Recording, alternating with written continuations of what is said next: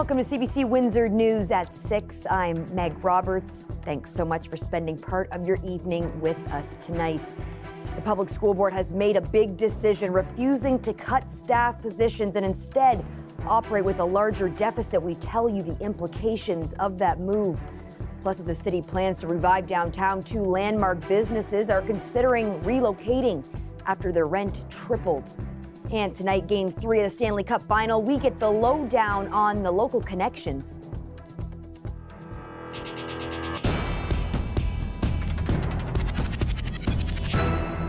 We begin with some breaking news tonight. Windsor police are investigating the possible abduction of an 8-year-old boy. Police say Ilay Pena Garcia is believed to be with his mother, Jenny Garcia Neris. A spokesperson says they're trying to get an Amber Alert issued. Police also do not believe the child's safety is in danger. The child and his mom were reported to have been last seen around Windsor Avenue and Erie Street East around 3:30 this afternoon. We'll be sure to update you throughout the show and on our website at cbc.ca/Windsor. The Greater Essex County District School Board has refused to cut staff positions. Instead, it will run a more than $6 million deficit in next year's budget. As the CBC's Jacob Barker tells us, trustees say the onus is on the government. Public School Board trustees have agreed to move forward with a $6.4 million deficit. To get that number last night, they agreed to make some cuts. That includes reducing the equivalent of 22.5 full-time elementary school teachers, a school literacy consultant, and other part-time aides at secondary schools. This option was not recommended by administration, and it comes with significant oversight from the province. This budgetary crisis was manufactured. It's manufactured by a provincial government that has intentionally starved public education. As a strategy to undermine public education. A budget with this type of deficit also requires permission from the Minister of Education. It could be a short win, because if the government decides to come down and take over, it's not going to be pretty. There's no doubt about it. I am very concerned about losing local control. That's what happened in 2012 when the Windsor-Essex County Catholic District School Board couldn't balance its books. We're looking at a very different government as well, right? In 2012, we weren't dealing with a government that has been cutting funding year over year. Gail Hatfield, who is chair of the board, told the CBC today she's concerned about the types of cuts the province would make if the school board was overseen by the province. Those concerns echoed by delegations and others at last night's meeting. Needed services for students, they say, that are difficult to access on the outside could be on the chopping block in the schools. Cutting psychologists, social workers, of course, could be on the table with this government. If the government comes in and take over, would they start cutting it? They might. Would they start cutting some of our special education programs? They might. And those are, we all know as people who work in the system that will do nothing but have kids suffer. In a written statement on behalf of Education Minister Stephen Lecce, the provincial government says they have provided $483 million to the Greater Essex County District School Board for the 2024-2025 school year. That represents an increase of more than $10.2 million, despite flat enrollment since 2019. Jacob Barker, CBC News, Windsor. As the city plans to revive downtown, 2 landmark downtown businesses are considering moving. The CBC's Jennifer LaGrassa has more. Crafted's co-owner Jason Barsoda could soon be pouring his last brew at this location. The local bar has been at this spot in downtown Windsor for a decade. But that could all change. Their new out-of-town landlords wanted to triple their rent to $10,500 a month. We've tried to put our best foot forward, and then we just get kicked in the ribs with something like this. The owners had recently spent tens of thousands of dollars renovating 2 extra units in the building to brew in, but they decided to give those up to lower their rent. They now have a 2-year lease at $5,500 a month. And they're moving the brewery part of the business to Erie Street and might have to move the entire bar there eventually.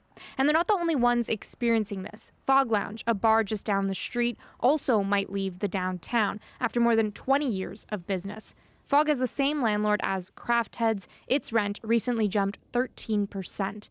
Its owner wants to know why. If it was a booming area And it was like, people are moving in and it's going wonderfully and everyone's stoked to be down there. The rents slowly creep up. They don't triple overnight when it's at its slowest and deadest. Lucier has already secured a second spot on Erie Street for Fog. If his rent rises next year, he says he'll be out. CBC News couldn't get in touch with the landlord. Downtown councillor Ronaldo Agostino says he's making sure the core revitalization plan protects local business owners while also attracting investors. We've really started looking at making it more difficult to leave your venue empty. He says that they're going to enforce property standards, that they're looking at a vacant storefront tax, and also making sure that grants are going to support local shops. But business owners worry that out-of-town investors are always going to threaten local entrepreneurs who have spent years trying to make the downtown more vibrant. I feel like it's just making it more and more difficult for young people such as ourselves to start a small business. You're pushing out these businesses that kind of hold the glue of the community together and price it out so that the only thing that's going to be down here are big commercial things. Jennifer LaGrassa, CBC News, Windsor. A very important Game 3 of the Stanley Cup Finals is happening tonight in Edmonton. Tonight feels like a crucial game if they want to win this series. One man who will be watching tonight's game very closely is Dominic Papa. CBC Windsor video producer Mike Evans spoke to Papa earlier about some of the Windsor connections in the Cup Finals. Adam obviously was a big part of the Spitfire's success in their 2 Memorial Cups. He wasn't the headline guy. Taylor Hall was, the big star. I'll tell you what, they probably wouldn't have won those Memorial Cups without Adam, though. In fact, he was the savior the one year. Adam's always played that role with the team. Doesn't get all the headlines, but boy, oh boy, when you look at the stat sheet at the end of the game, he has a goal or an assist or something. He kills penalties. He does all the little things that you don't see in stats. It's now like an infamous shot from the Edmonton versus Florida game where one of the Florida players had an Edmonton player in chokehold and the Edmonton player's tapping out, and I'm like, who is that Florida player? Yeah, well, that's our boy Aaron Ekblad. He's one of the main cogs in that Florida blue line. This year, the goal was to get back to the finals, which they have, and now it's to win it. And it's through all the learning. It truly is a learning process. Edmonton has some rockets up front, Those forwards are so fast. Maybe Coach Maurice has told them, look, I need you back here because I'm putting you up against McDavid or Draisaitl or somebody like that. Yeah, you mentioned the coach, Paul Maurice, another Windsor product. Talk a little bit about that. Well, a Windsor product, I'm sure Coach Mo is still very proud of his Sault Ste. Marie background. Paul, came to Windsor, and I think Windsor's a very special place for him now. His wife's from this area. Paul was always very intelligent when it came to hockey. It's just continued on, so not totally surprised that he's done what he's done. Paul Maurice has done a phenomenal job of putting a good system in place that works for that team, and they're finding success right now. Windsor is also getting in on the Stanley Cup action. Tonight, a block party downtown. Pitt Street will be closed to the public to take in Game 3.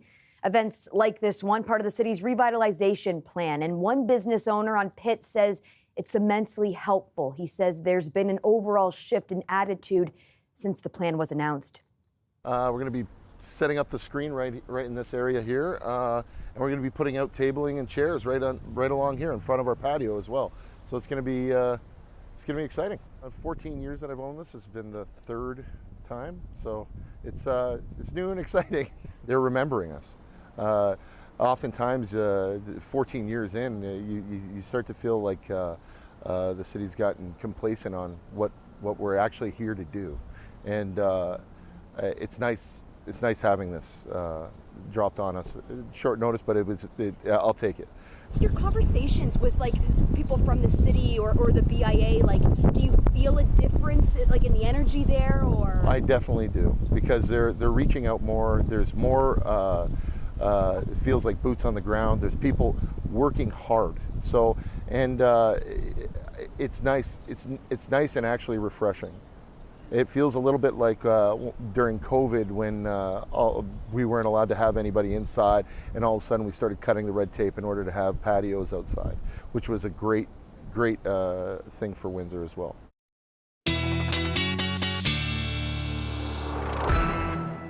Colette, I want to let you know that every night I am thrilled to chat with you. In fact, you're my highlight of the show.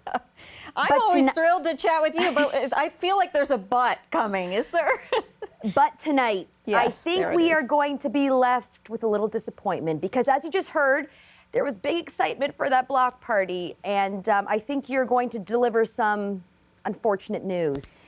I am, but I'm going to, kind of caution everyone with this because I do see some improvement in what's coming towards us. I have to be careful with my language because we do have a severe thunderstorm watch in place, meaning conditions favorable. But I want to let everyone know what I've been seeing with those storms that are coming our way, and I'm going to back this up with some imagery here on the radar, is that things are weakening. The later it gets, the better the chances are that we have some rain coming through and some downpours, but maybe, we can do away with some of the lightning, which becomes dangerous, or the risk of these developing into warned storms. All right, so let me get into that in just a moment. It doesn't mean you won't necessarily get wet, but perhaps it'll move through pretty quickly, okay? Tornado watches and warnings into eastern and northern Ontario. In fact, a warning earlier today around Timmins, likely there was a tornado there. Environment Canada will need to investigate. All right, this is what I'm talking about. Earlier in Michigan, there was a severe thunderstorm warning, in fact, that was edging a little closer towards southwestern Ontario. That has been lifted. Another one that was further west has been lifted. And some of these storms, these boxes are severe thunderstorm watches stateside. So it's still in play there that they could develop, but I'm encouraged that we aren't seeing the warnings. I'm also encouraged, look when I drop the lightning strikes on here and we get towards the final frame. In fact, let me just freeze that for you. We're seeing less, okay? So it's becoming a little less well organized, but we do still have, the atmosphere, this heat and humidity that we are dealing with, and this very buoyant air and that cold front that's coming through. So there are still some of our ingredients there. Speaking of heat, it's 30 degrees, 26, a little cooler just because of that breeze from the lake. Chatham, Kent, Sarnia at 31. How does it feel? It feels like we're in the 30s. This is a preview of what's coming next week. Next week, it's not going to be a one-day only event. It is going to be multiple days, okay? So prepare yourselves for that. If the air conditioning's not working, you need to get it serviced. Try and get that done pretty quickly. Sustained winds, those coming out of the southwest, and they've been gusty. Now, we could still see some strong gusts with these storms as they come through, even if it's the remnants of. So also be aware of that. Some of those downpours kind of coming through between about 7 and 8 p.m. And then they get out of here, right? And then we see improvement through the evening and overnight hours. Tomorrow, an isolated sprinkle is possible. Primarily, we're going to have sunshine and slightly more comfortable temperatures tomorrow. Very mild lows overnight tonight. And then tomorrow is closer to seasonal, a little less humidity. That is until we get to the second half of the weekend, but Meg, especially next week. What I'm saying about tonight is, be prepared to get a little bit wet, but maybe it's not going to be so bad. I think I heard some soft cheers from the newsroom because it's our volleyball night, so we appreciate that, Colette. It's Thursday. Thank you. Mm-hmm. There are new questions today about facial recognition technology as it's adopted by more Canadian police services. Thomas Dagla looks at one man's experience and why some are urging caution. He looks nothing like him. Looks nothing like him. Niger Parks and his mother endured a nightmare when he spent 10 days in jail in 2019 for a theft and assault he didn't commit. Through facial recognition technology, a picture of the suspect taken from a fake driver's license matched with a photo of Parks. Police in New Jersey arrested and charged him days later. When you first saw the picture they used, what went through your mind? I was like, he in my head, he doesn't look anything like me. So it was just weird. I'm like, so he basically telling me we all look alike. The software that led to that mismatch was developed by French tech firm Idemia, and that same facial recognition system has now come to Ontario. What measures are in place to prevent that from happening here? Again, it's the human element to the software in that we're going to look at the match and see if that supports other evidence that we've obtained. Since late May, investigators in York and Peel regions near Toronto have been using the software to compare crime scene images against mugshots from a database. It comes 10 years after Calgary police became the first in Canada to deploy a facial recognition system. We waited until that technology improved for those exact reasons, and that is why we did go with IDEMIA. Studies have suggested facial recognition software is more prone to misidentify racialized people. In this presentation, IDEMIA insisted its algorithm has the same false match rate for black or white subjects, male or female. But this researcher has concerns. And because of how high the risks are of a person's freedom to be limited, in this case, it doesn't make sense to use technology that automates the decisions. With all charges against him dropped, Parks has this message for police in Ontario. There's clear evidence that it doesn't work. He's launched a lawsuit blaming his wrongful arrest on the misuse of what he considers biased technology. Thomas Daigle, CBC News, Toronto. The Ontario NDP is pushing the province to fund more prevention measures for sexually transmitted infections and some cancers, including bringing the HPV vaccine under Ontario's health insurance plan. HPV vaccine prevents over 90% of cervical cancers caused by certain HPV strains. The HPV vaccine also protects against genital, rectal, and throat cancers. Investing in this vaccine now means saving lives. It means reducing expensive healthcare costs in the long run.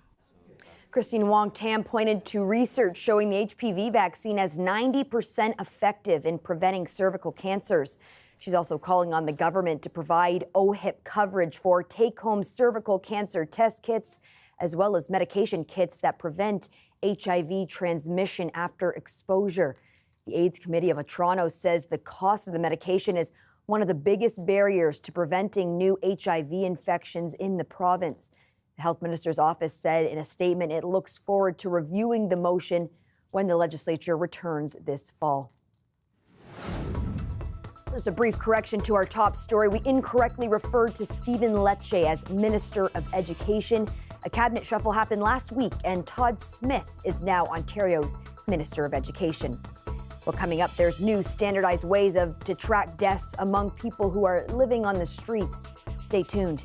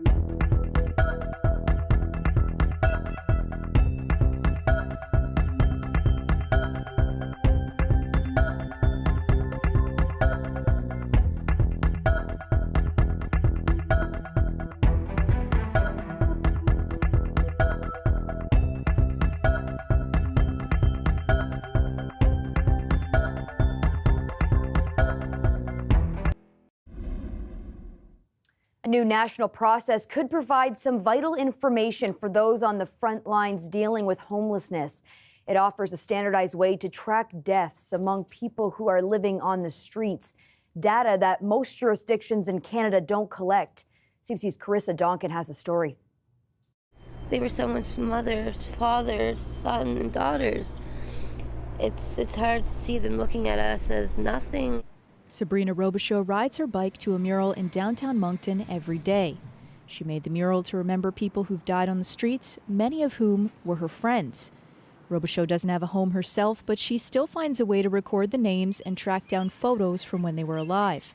She keeps a list of everyone who's died on the streets over the last few years and says that list now includes more than 200 names of Moncton's precariously housed. So we don't actually know exactly how many people have died while experiencing homelessness here in New Brunswick. The province just doesn't track that information, and most Canadian jurisdictions actually don't, with a couple of exceptions. But that could soon change.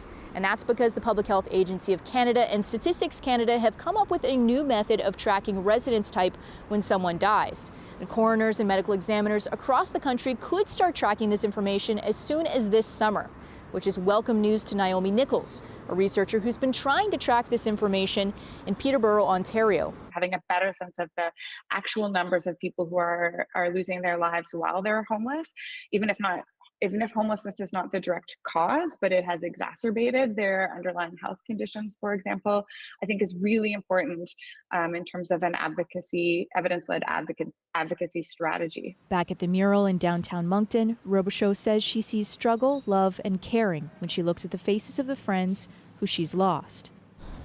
I wish half of them knew how much they were loved and cared and how much they meant to people. A lot of us, we don't think we matter to a lot of people because most of our families and stuff pushed us away because of our addictions or our mental health or our struggles. Carissa Donkin, CBC News, Moncton. The U.S. Supreme Court has dismissed a case that sought to limit the availability of the commonly used abortion pill mifepristone. In a unanimous decision, the justices ruled the group that brought the suit does not have the legal standing to do so. A group of doctors had been challenging the U.S. Food and Drug Administration's decision to make the pill easier to get. The pill is the most used abortion medication in the U.S. and is widely available online and through the mail. The court's decision means access to the pill remains unchanged. Celine Dion fans, and really who isn't, you won't want to miss out on what we have coming up after the break.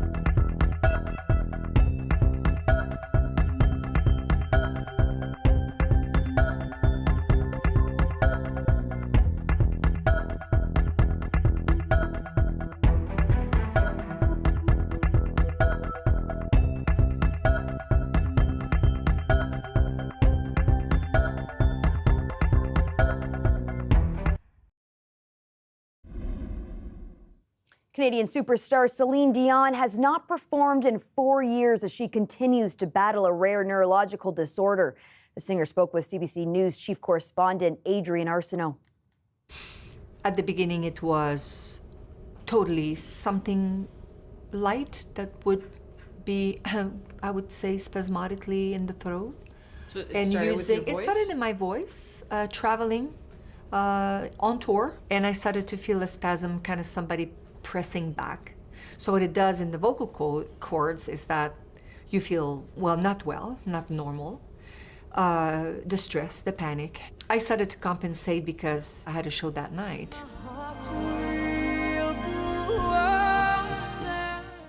Her first symptoms in 2008, going unexplained until a few years ago when she got her diagnosis of stiff person syndrome.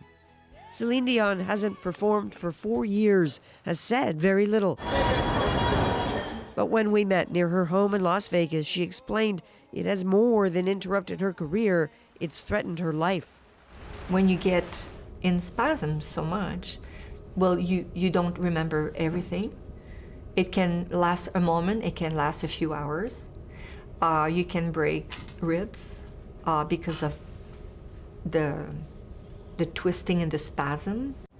Maybe you've heard that stiff person syndrome affects 1 in a million people. The thing is, that's not quite right. Celine Dion's doctor says the numbers are more like 2 in 100,000, and they're changing all the time as more people get diagnosed and more people start to understand just what kind of cruel creature this really is. Why cruel? Well, consider what Celine's doctor, Dr. Amanda Paquette, describes as the triggers setting off the sorts of spasms that have put Celine in hospital.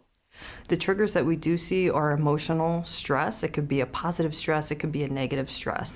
Areas that are very crowded can trigger spasms. We can see it with light, with noise. So things that stimulate the nervous system. Light, sound, emotion, everything that's fueled Celine Dion now seems to hurt her. Coping in the early days meant sometimes dangerous doses of Valium. She's learning more about managing the illness now and teaching her sons how to help. But this is a progressive disease that will continue to steal from her. Adrian Arsenault, CBC News, Las Vegas. An update now to the possible child abduction we told you about at the beginning of the show. Windsor police say the 8-year-old boy has been located safely and the incident ended peacefully. Well, that's it for CBC Windsor News. Don't forget, for news anytime, you can go to our website at cbc.ca/Windsor. You can also download the CBC News app for stories that matter most to you. Thanks so much for tuning in. Looking forward to seeing you back here tomorrow night.